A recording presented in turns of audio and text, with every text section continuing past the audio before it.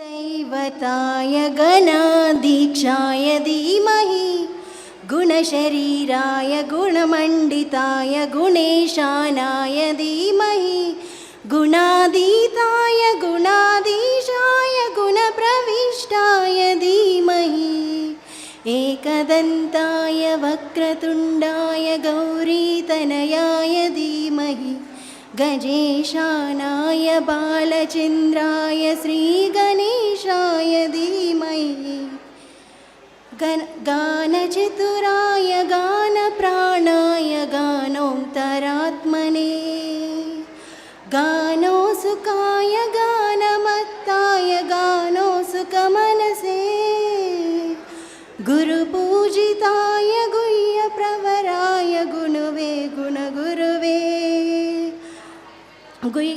गुरुदैवताय कलाक्षेत्राय गुरुवे धर्मसलाक्षेत्रे गुरुपुत्रपरित्रात्रे गुरुपखण्डखण्डाय गीतसाराय गीततत्त्वाय गीतगोत्राय धीमहि गूढगुल्फाय गण्डमत्ताय घोषपादाय धीमहि गुणातीताय गुणाधीशाय गुणप्रविष्टाय धीमहि एकदन्ताय वक्रतुण्डाय गौरीतनयाय धीमहि